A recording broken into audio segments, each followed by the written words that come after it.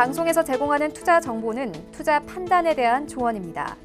방송에서 제공하는 주식의 가치, 가격 상승 및 가격 하락에 대해서는 방송사에서 보장하지 않습니다.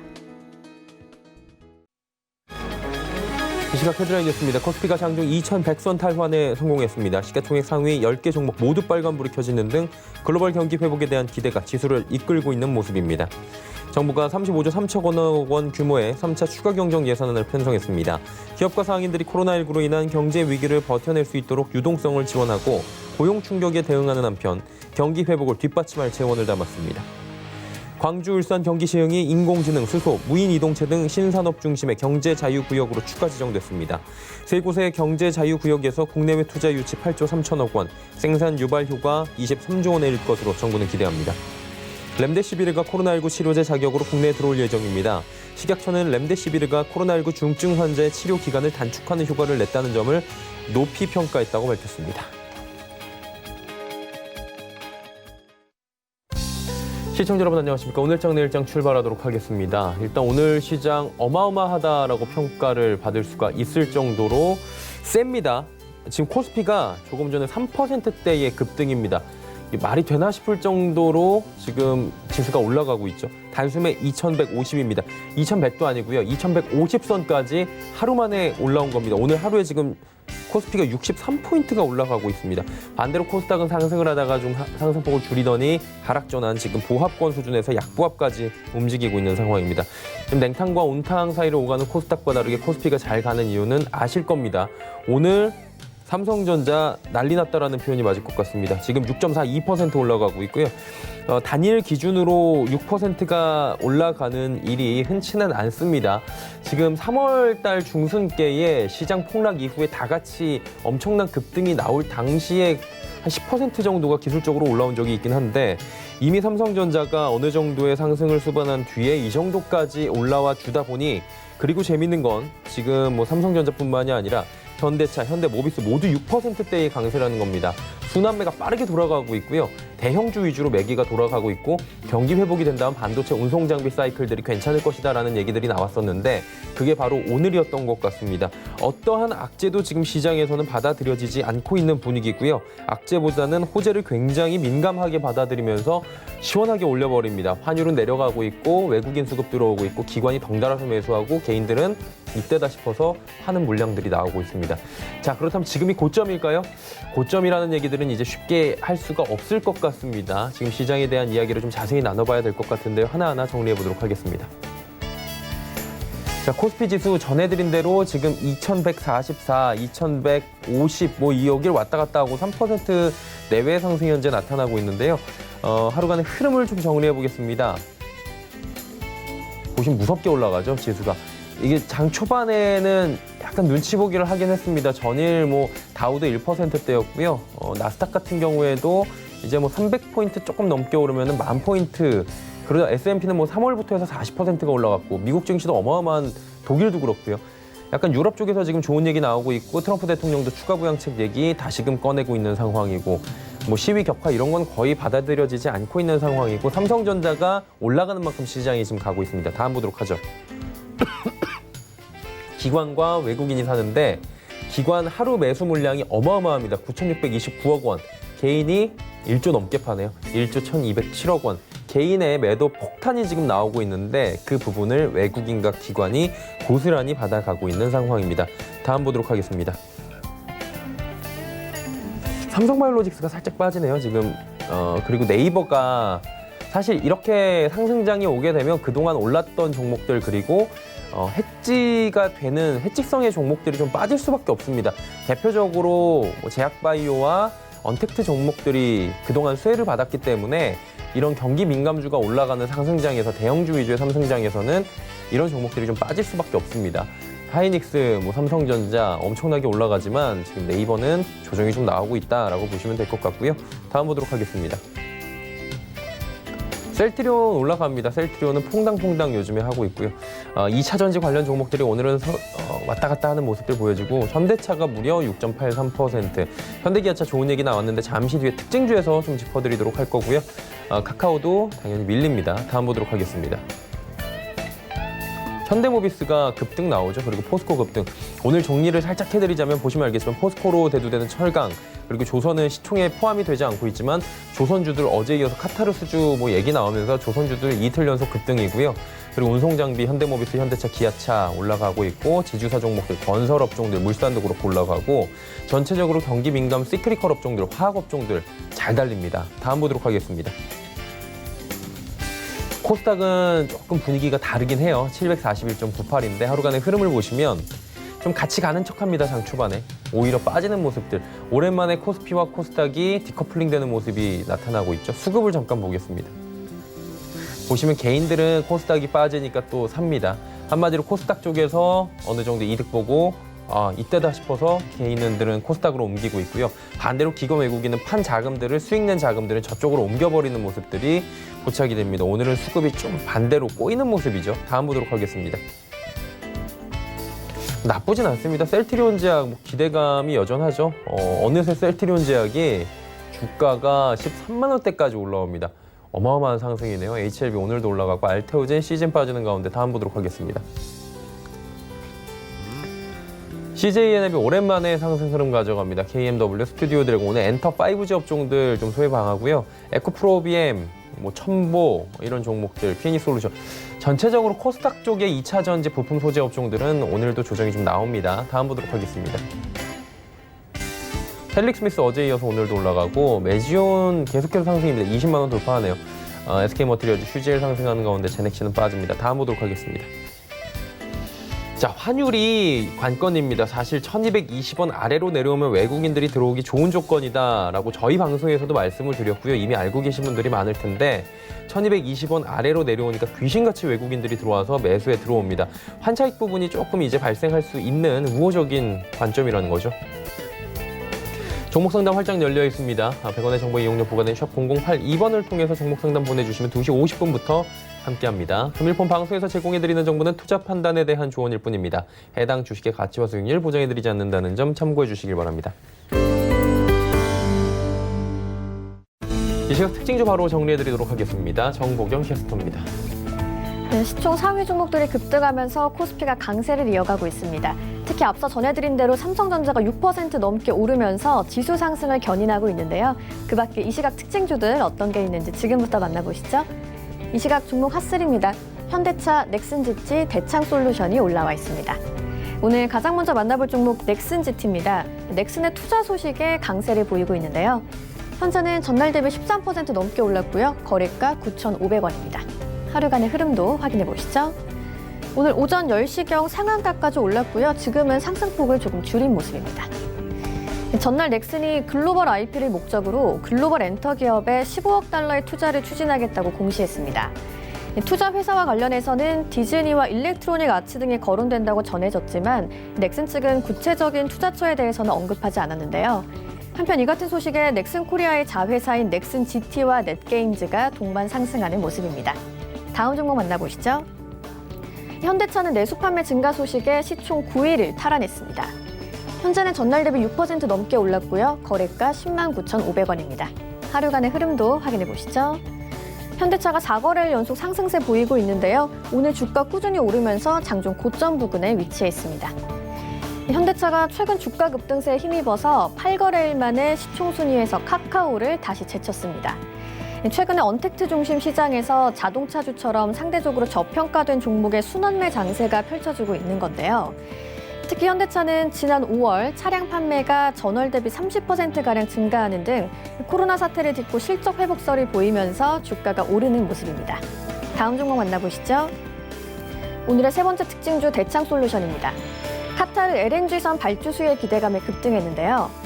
현재는 전날 대비 23% 넘게 올랐고요. 거래가 483원입니다. 하루간의 흐름도 확인해 보시죠.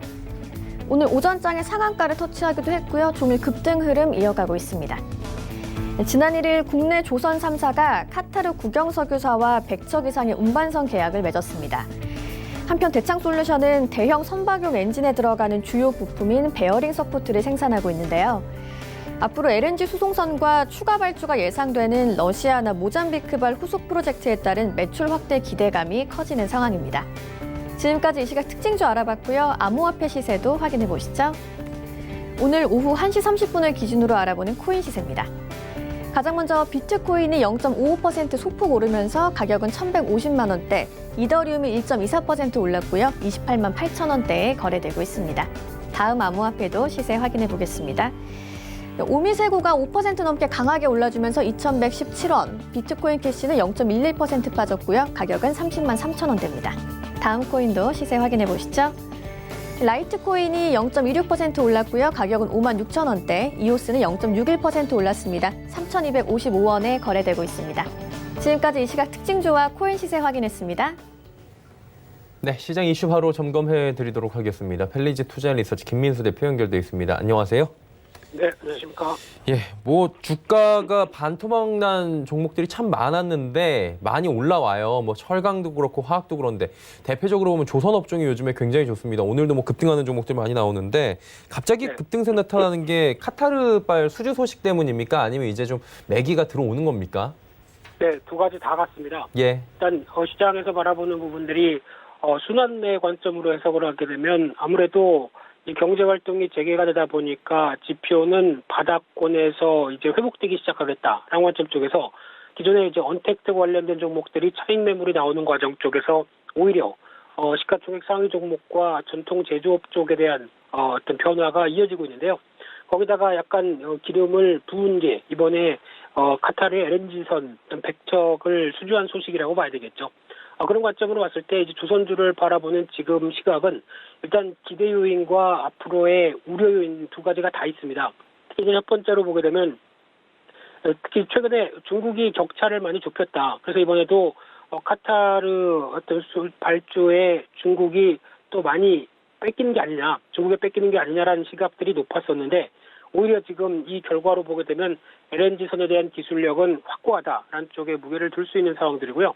또 하나 두 번째로는 지금 이제 신조선 조선가라고 하는 그러니까 즉 배를 새로 만들 때 적용되는 가격은 좀 낮습니다. 그러다 보니까 이제 업황이 앞으로 좋아질 거다라고 노리면서 발주가 늘어나기 시작한다라고 하게 되면 당연히 조선사들에게는 호재가 되겠죠. 그런 어떤 슈퍼 사이클의 초기 국면을 보여줄지를 아마 올해 한 중반 이후까지도 계속 체크를 해야 될 부분이라고 생각되고 있고요.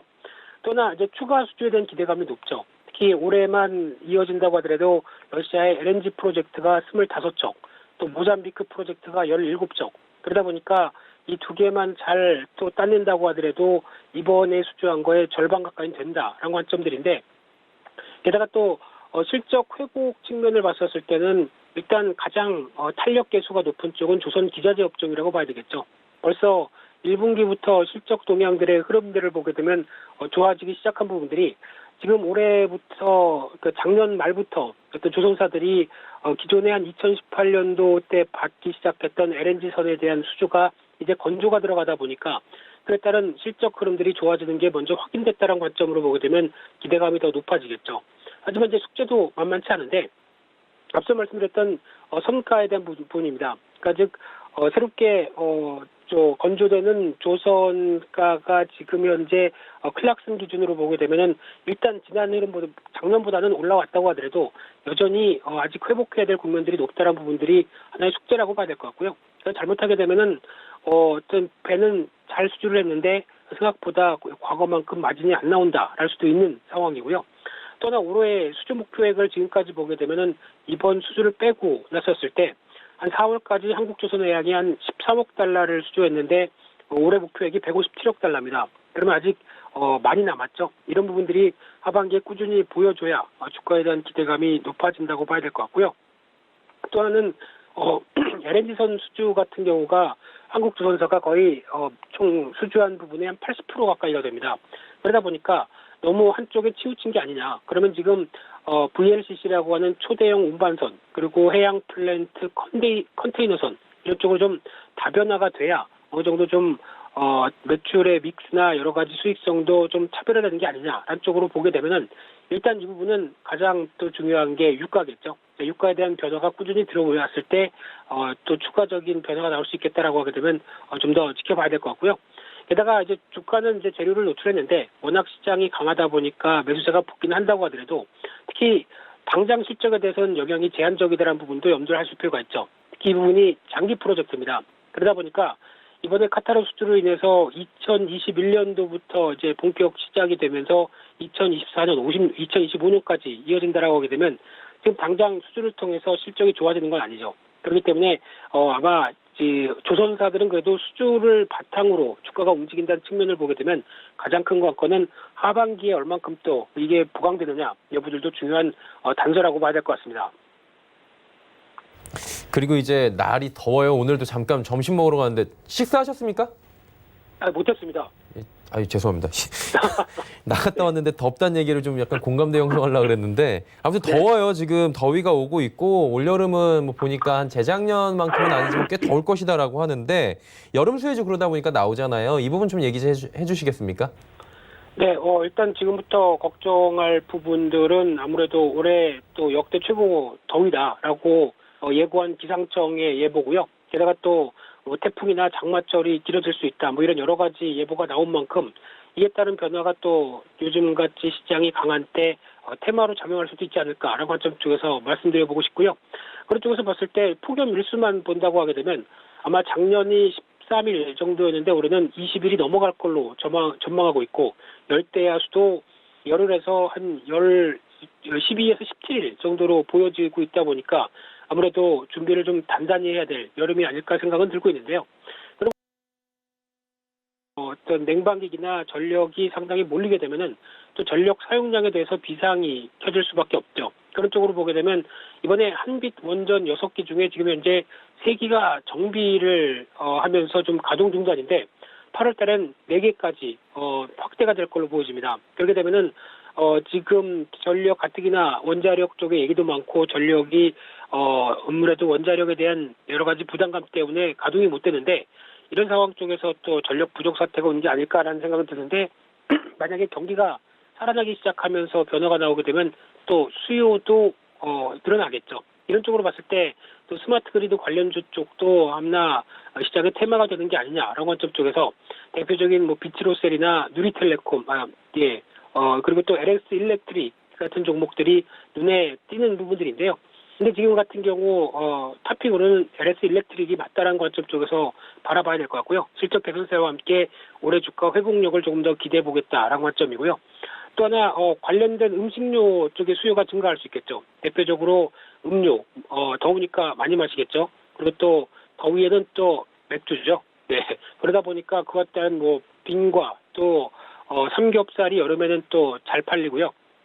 또 치킨 같은 경우도 보다 보면은 이런 관련된 종목들로 봤었을 때 여전히 하이트진로나 빙그레, 할인 대표주의 동향을 보이게 되면 벌써부터 올해도 올라오기 시작했죠. 그런 관점으로 봤을 때 그래도 여전히 하이트진로에 대해서 무게를 두면서 흐름을 체크해야 된다고 보여지고 있고요. 또 하나 냉방 제습기 관련주도 눈여겨볼 필요가 있는데 대표적으로 여름 관련된 쪽에 신일전자 그리고 위닉스나 판매가 이루어지는 롯데 하이마트 얘기도 나올 수가 있는데 이런 부분들에 대한 동향들도 같이 확인을 해봐야 될 걸로 보여지고 있고요. 또 태풍 장마 관련주 쪽으로 인해서 비료 관련된 또 농기계 관련된 쪽이나 또 폐기물 관련된 쪽에 인선 ENT도 거론이 되고 있는데요. 하지만 일단 지금 흐름으로 봤을 때는 전반적으로는 음식료 업종에 대한 모멘텀의 연장 쪽으로 해석을 하면서 전반적인 전략을 맞춰가는 게 좋지 않을까 생각되고 있는데 그만큼 실적 변화가 가능한 또 어느 정도 좀 저평가돼서 회복을 좀 못한 종목들 중심으로 대응하는 게 좋겠다라고 말씀을 드리고 싶고요. 그렇다고 해서 앞서 말씀드린 것처럼 그래도 관심주를 꼽는다라고 하게 되면 대표적으로 하이트진로 앞서 말씀드린 것처럼 계속 눈여겨봐야 될 것 같은데 최근 들어서 이제 그동안 못 오른 종목들이 움직이다 보니까 차익 매물이 당연히 나오겠죠. 그런 쪽에서 그래도 최대 성수기다. 거기다가 올해 영업이익이 1,790억, 작년 대비해서 200% 이상 증가할 걸로 보이는 만큼 그에 따른 주가 변화도 뚜렷이 기대를 할 수 있겠다라고 바라보고 있고요.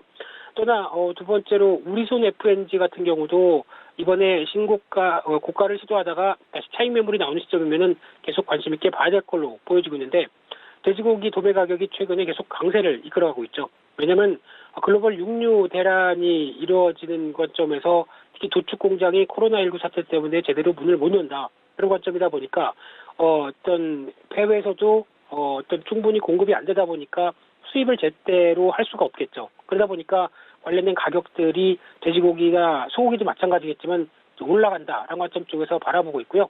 게다가 말씀드린 것처럼 삼겹살의 성수기다라고 하게 되면 그런 부분들이 주가에 영향을 끼친다고 봤을 때 관심 종목적으로 계속 눈여겨볼 필요가 있겠다. 이렇게 말씀드리겠습니다. 예, 오늘 말씀은 여기까지 듣도록 하겠습니다. 식사 좀 늦었는데 얼른 하세요. 고맙습니다. 네, 감사합니다. 예, 펠레지 투자 리서치 김민수 대표와 함께했고요. 이슈 칼럼 이어갑니다.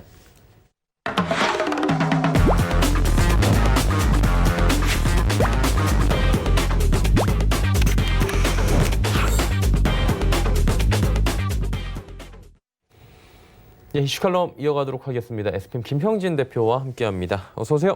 네, 안녕하십니까? 예. 증시가 이제 뭐 원고에는 회복세가 가팔라지고 있는 모양새입니다. 이렇게 적혀 있는데 저희도 그렇게 생각을 하고 있었는데 오전까지만 해도 이렇게 표현하기는 너무 단순하지 않나요? 회복 정도가 아니라 그냥 그쵸 헛웃음 나올 정도로 너무 강하게 움직이다 보니까 시장을 따라가기도 뭐하고 그렇다고 뭐 지금 상황에 손 놓고 있기도 뭐한데 이게 어떻게 시장을 봐야 됩니까, 대표님?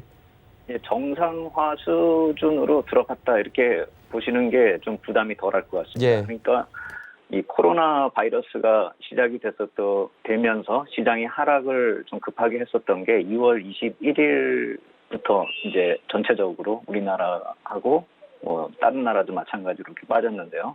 그래서 다른 나라들 보더라도 나스닥 같은 경우 대표적으로 보더라도 그 21일에 종가가 9,576.59포인트였는데 거길 넘어섰죠, 일단. 그래서 사상 최고치, 지난주에도 말씀을 드렸지만 사상 최고치에 계속 근접을 하고 있고 이제 2% 정도 남았습니다. 그리고 우리나라 쪽으로 보더라도 코스피, 코스닥 이 고점, 오늘의 고점 뭐 계속 높여가고 계시니까 어디라고 얘기를 할 수가 없는데 오전에 고점을 한번 쳤을 때로 계산을 해보면 3월 19일 대비 코스피가 49%, 코스닥이 한 79%, 이게 코스피 기준으로 2145포인트, 코스닥 기준으로 750포인트 기준이니까 코스닥은 그거보다 좀 빠져 있고 코스피는 더 추가 상승을 한 상태죠. 네. 이렇게 차별화가 나타난다 이렇게 보실 게 아니라 2018년 1월에 고점 대비 하락률로 따져보시면은 코스피가 22% 빠졌고요. 그때가 정점을 치고 이제 그때부터 빠졌으니까요. 그리고 코스닥은 23% 빠진 거거든요. 그렇게 따지면은 코스닥이 뭐 많이 올랐다 이거보다도 고점 대비 하락률이 많이 내렸다가 많이 올라오는 정도 이렇게 보시는 게 맞을 것 같습니다. 코스닥의 빠른 회복보다는 수익률 키 맞추기 이렇게 보시는 게 맞을 것 같고 전 세계적으로 코로나 바이러스 수준 이전으로 다 돌아갔다. 그래서 오늘은 그 돌아가는 데 있어서의 그 이유하고 향후에는 어떻게 될 것인가 이거에 대해서 차후적으로 또 말씀을 드리도록 하겠습니다. 예, 그러니까 궁금증을 이제 하나를 저희가 여쭤보면서 해소를 해야 될 텐데 사실 유동성 장세라고 잘 이유를 모르면 저도 누가 물어보면 그냥 돈 많아서 이래라고 표현을 해주거든요. 유동성 장세라고 하잖아요. 이렇게 봐도 되는 겁니까 지금? 그래서 이제 저도 그것만으로만 하기엔 이제 좀 약간 움직임이 예. 좀 뭐라고 할까요? 좀 속도가 빨라지고 있는 거에 대해서 한번 왜 저럴까를 한번 생각을 해봐야 된다라는 생각이 들어서 자료를 또 하나 만들어 봤는데요. 그 유동성 장세면은 연준 자산 증가되는 속도가 계속 늘어나지만 그게 이제 뒷받침이 될 텐데 지난주에 이 3월에 QE 본격 재개한 이후로 보면은 늘어난 양이 지난주에는 600억 달러 정도밖에 되지 않았기 때문에 많이 줄어들었거든요. 그리고 이번 주에는 단기물 채권 발행밖에 없기 때문에 연준의 자산 증가 속도는 더 낮아질 거라고 생각이 됩니다. 그러면 연준 자산이 7조 넘은 다음에 이제 거의 정체 상태로 들어가고 있는 것인데 그렇게 봤을 때는 유동성 때문에 추가적인 상승이 난다 이렇게 보기는 좀 힘들죠. 과연 무엇이 개선이 되고 있는지를 좀 따져볼 때가 됐다라는 것이죠. 그래서 본다면은 미국 증시도 그렇고 우리 증시도 그렇고 에너지나 산업재 섹터, 경기 관련주 쪽이 부각이 되고 있다라는 점 우리가 한번 좀 생각을 해봐야 될 것 같습니다. 시장 자생력이 생기는 것이 아니냐 이렇게 좀 볼 필요가 있다라는 것이죠. QE가 안 들어와도 이제부터는 경기 관련주, 경기 개선의 흐름이 나타나고 있는 것이 아니냐라는 것이죠. 아까 말씀드렸듯이 국채 발행이 5월 달 말에 마무리가 된 다음에 이제 이번 주에는 약간의 소량의 발행 물량이 단기물로 있을 것이고 그래서 6월 8일부터 단중기 채권 발행이 좀 밀집이 되어 있고 발행 예정인데 그게 FOMC 회의 일정하고 맞물리죠. 그렇다면은 이 부담이 이 정책 기대감으로 전환이 될 그런 상황에서 경기 흐름이 바뀌고 있다. 이 점도 한번 주목을 해야 된다는 것이죠. 한마디로 호재가 예전에는 이 FOMC 회의 전후로 해서 정책적인 기대감 이것을 말씀을 드렸는데 이제부터는 경기가 바뀌고 있다. 흐름이 바뀌고 있다. 이것도 봐야 된다는 것이죠. 그래서 지난주에 EMBI 스프레드 같은 거하고 이머징 마켓 관련된 지표들 자산 상품 가격 뭐 이런 것들 다 보여드렸기 때문에 이번 주에는 준비를 안 했지만 지난주에 보여드렸던 그 지표보다 더 가속이 붙어서 회복이 되고 있다는 것이죠. 그래서 이러한 지표상으로 경기 회복이 나타나고 있다는 점. 그러니까 우리가 실제로 체감을 못하거나 지금 수치상으로 과거 데이터로 놓고 보면은 찾아볼 수가 없는 것이 주가가 선반영해서 움직이는 것이 아닌가 이것도 한번 생각해 볼 필요가 있어 보이고요. 그래서 그럼 주가뿐만이 아니라 채권 쪽에서도 이런 힌트를 얻을 수 있지 않을까 해가지고 장단기 미국 쪽의 금리 스프레드가 움직이는 걸 한번 그림으로 좀 뽑아와 봤습니다. 그래서 그 그림을 보시면은 맨 위쪽이 30년물 채권이고요. 그리고 그 아래가 10년물, 그 아래가 또 1년물 이렇게 단기, 중기, 장기로 이렇게 채권 수익률 그래프를 뽑아봤는데요. 맨 위에 30년물은 지금 빠르게 반등하는 모습이 좀 강해지고 있죠. 그래서 이것이 4월 이후로 지금 수익률이 최고치로 올라가고 있는 그런 모습입니다. 그래서 제가 그걸 오렌지색으로 지금 박스권을 표시했는데 최근에 나타나고 있는 이 흐름이 FRB가 단기 금리를 좀 누르고 있는 그런 모습하고 더불어서 그러니까 정책적인 힘과 더불어서 경기 개선 기대감이 채권 시장 쪽으로도 들어오기 시작했다라는 것이죠. 그러니까 단순히 주식만 오른다, 유동성으로 주식만 오른다 이렇게 볼 것이 아니라는 것이죠. 다만 10년물 채권에 있어서는 금리가 30년물보다는 약간 좀 덜 움직이고 있기 때문에 약간 좀 이 점까지도 이 10년물까지도 돌았으면은 좀 우리가 좀 더 확신감을 가질 수 있을 텐데 아직은 확신을 할 수는 없어도 그러한 움직임이 시작이 됐다라는 것이죠. 맨 아래쪽에 까만색 선은 아예 움직이지 않고 있으니까요. 단기 채권 금리는요. 그래서 장기 금리가 먼저 움직이고 있다라는 점을 본다면은 경기 흐름의 개선 가능성 이제부터는 우리가 좀 본격적으로 검토할 때가 됐다 이렇게 말씀을 드리겠습니다. 그러면 유동성 장세는 확실하잖아요, 지금. 유동성 장세 속에서 뭐 펀더멘털의 변화도 지금 감지가 된다라는 거예요?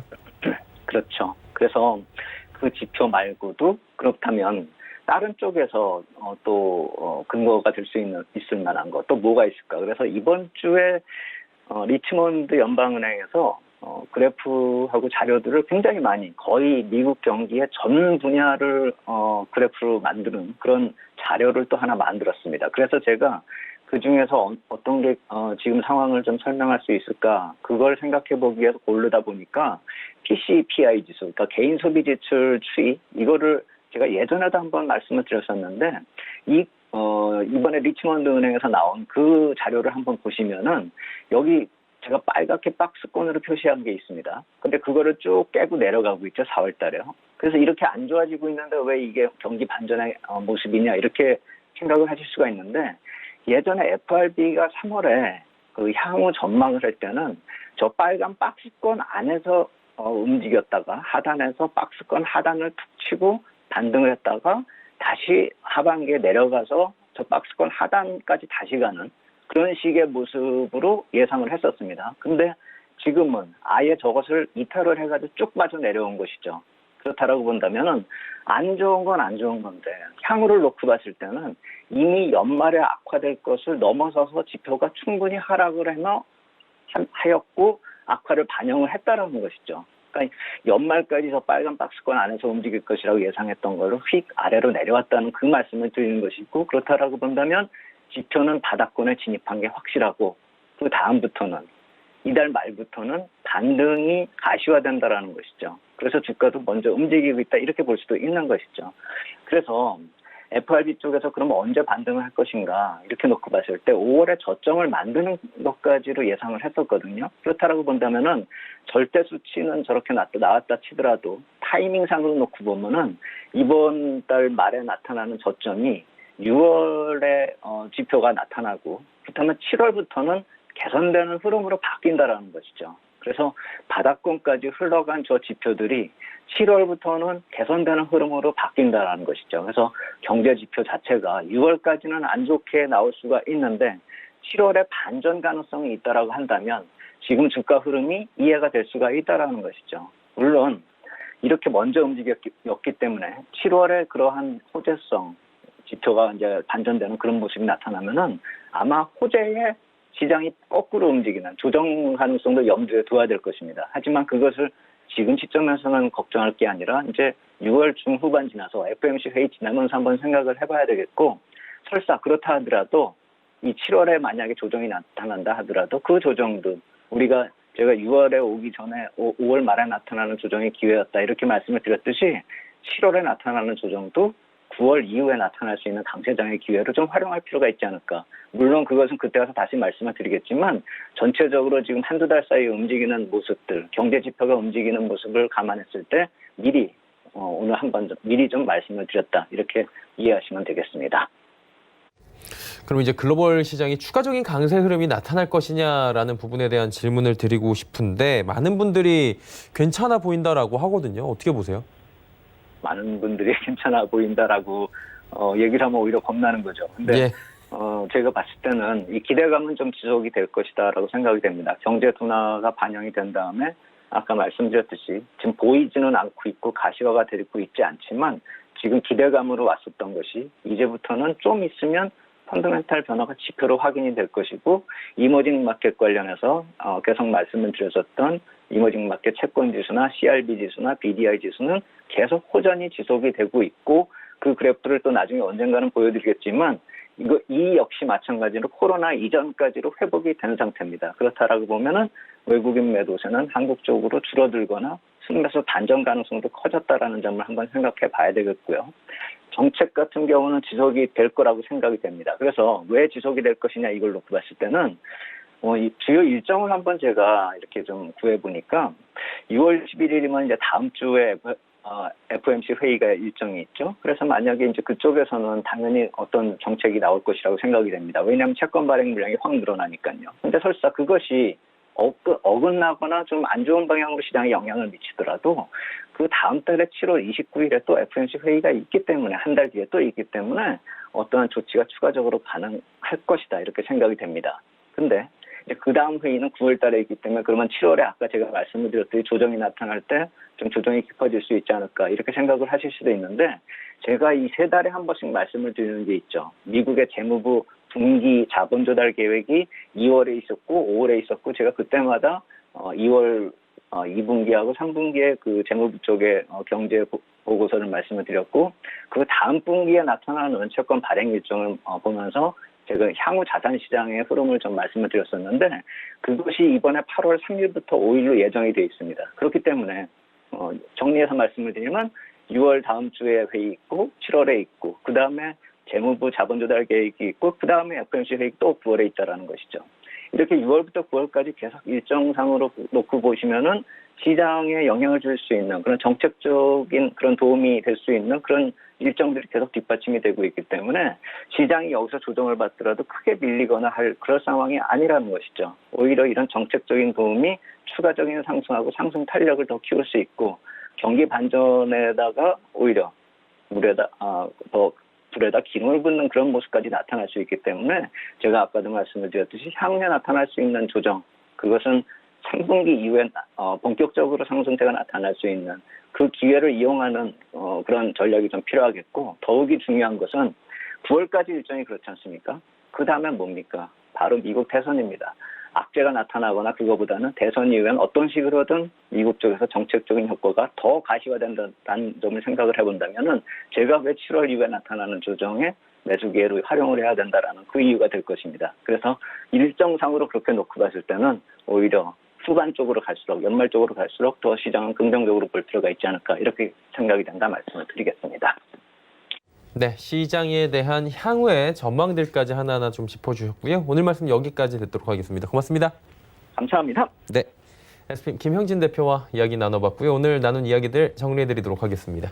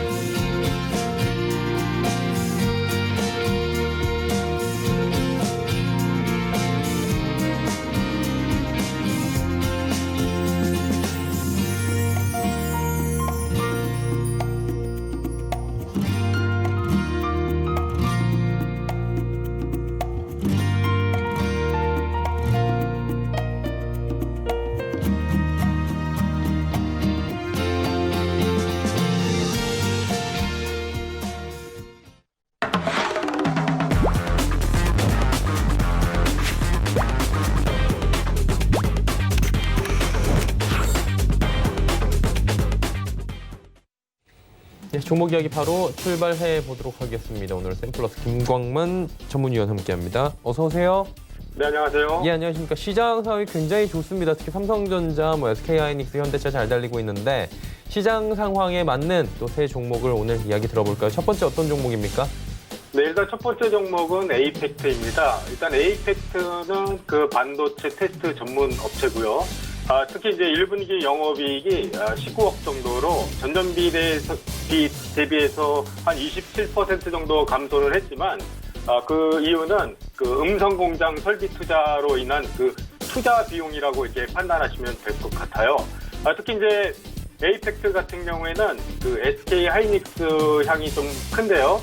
특히나 이제 SK 하이닉스에서 의뢰하는 그 낸드 플래시, 그리고 이제 D램, 테스트 이런 전문으로 하는 기업이라고 보시면 될 것 같습니다. 기존 반도체 테스트 분야뿐만 아니라 이 회사의 경우에는 그 사업 다각화로 이제 시스템 반도체 분야 또는 이제 반도체 후공정 패키지 분야 쪽에 진입을 추진하고 있고요. 이런 가시적인 성과는 공장 증설과 함께 올해 말이나 내년 초쯤에 가시적인 성과가 일어날 것으로 이게 판단이 되어지고 있습니다. 일단 이 종목 주가 차트 흐름을 보도록 하겠습니다. 일단 에이펙트 같은 경우에는 단기적으로 저항대가 7,560원 정도의 직전 저항이 있습니다. 그리고 어제 장대 양봉과 함께 거래량이 좀 늘어났는데요. 외국인의 그 매수 좀 돋보였던 그런 하루였던 것 같습니다. 이후에 오늘 같은 경우에는 이 종목이 조정이 좀 이루어지고 있는데요. 단기적으로 에너지를 좀 분출했기 때문에 에너지를 좀 응축하는 그런 과정이 진행되고 있지 않나 이렇게 판단이 되고 있습니다.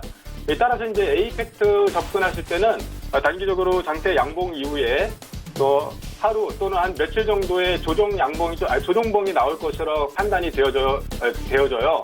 따라서 이 종목은 급하게 추격 매수하실 필요는 없고요. 일단 조정이 나올 때마다 좀 물량을 조금씩 분할 매수하는 관점이 어떨까? 저는 그렇게 판단을 하고 있습니다. 따라서 이 종목 에이펙트 같은 경우에는 단기적으로 손절 라인은 좀 러프하게 한 6,600원 정도로 제가 잡아드리도록 하고요. 이제 목표가는 단기적으로 7,500원 정도를 돌파하게 되면 한 8,000원 이상 갈 수 있다 이렇게 설정해 드리도록 하겠습니다. 근데 이제 또 두 번째 종목 바로 들어가도록 하겠는데요. 두 번째 종목은 유안타 증권입니다. 일단 유안타 증권 같은 경우에는 그 대만계 그 유안타 그 그룹의 계열사라고 보시면 될 것 같아요. 이 회사만의 좀 장점이 좀 있는데요.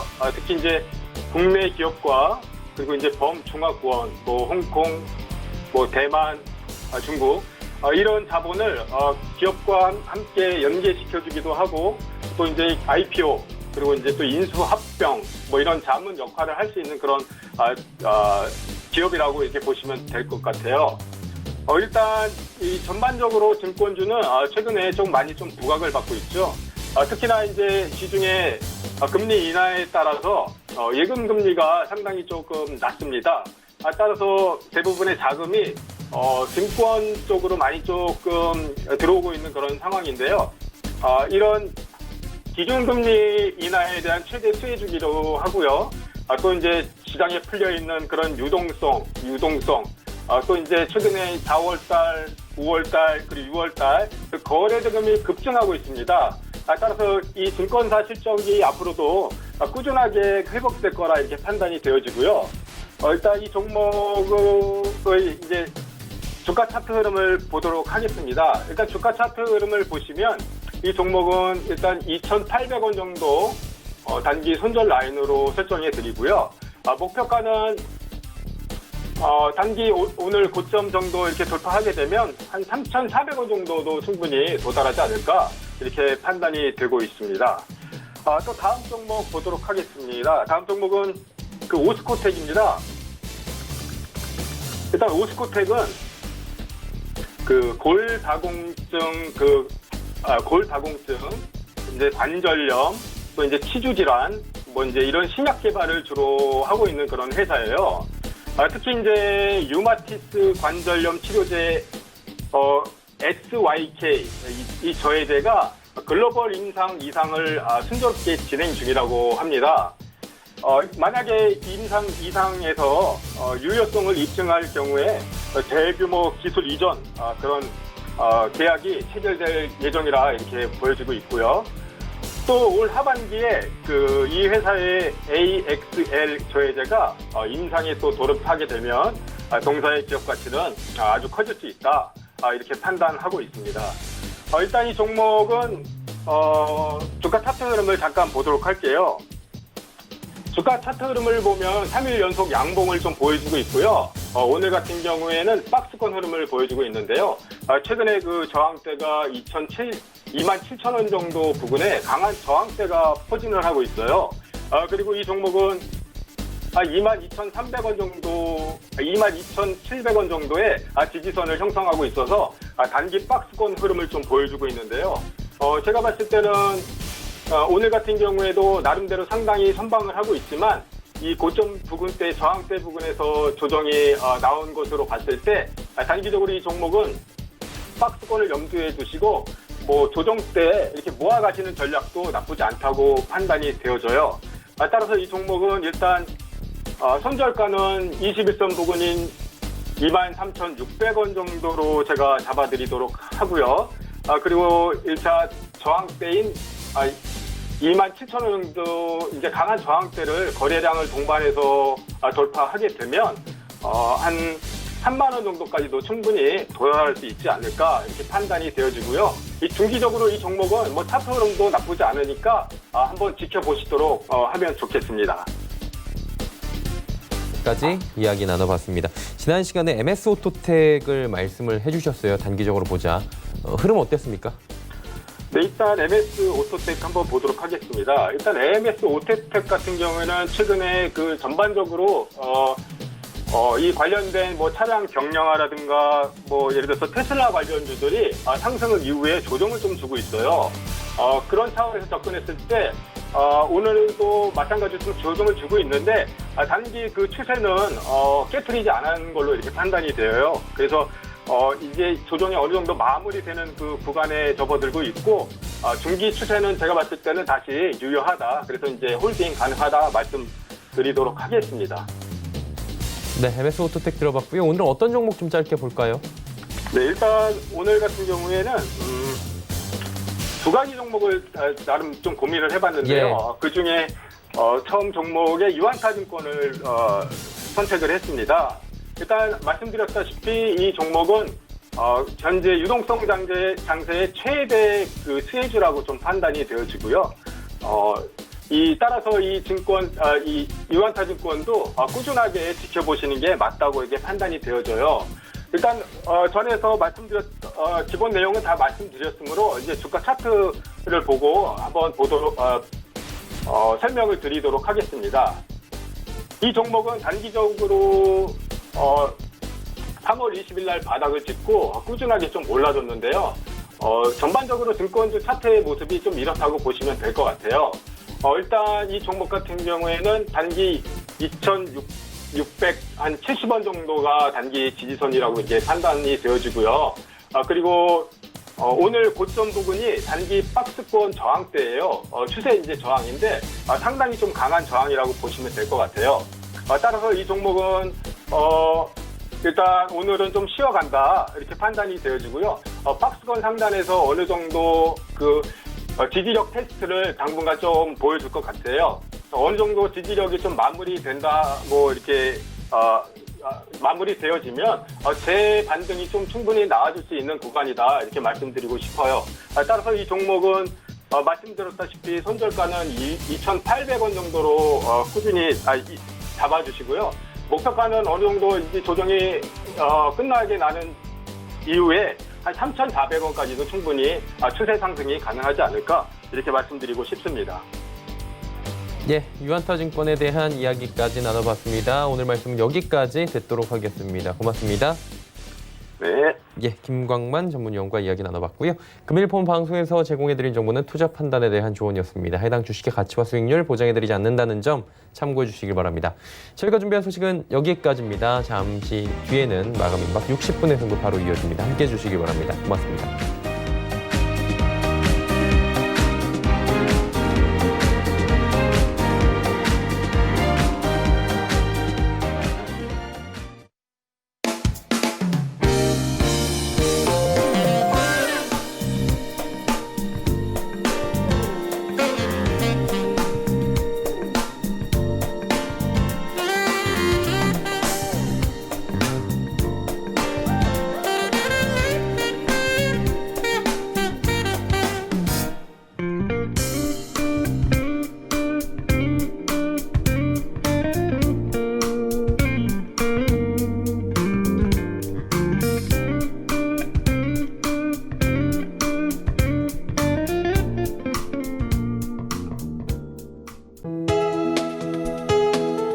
본 방송에서 제공하는 투자 정보는 투자 판단에 대한 조언입니다. 방송에서 제공하는 주식의 가치, 가격 상승 및 가격 하락에 대해서는 방송사에서 보장하지 않습니다.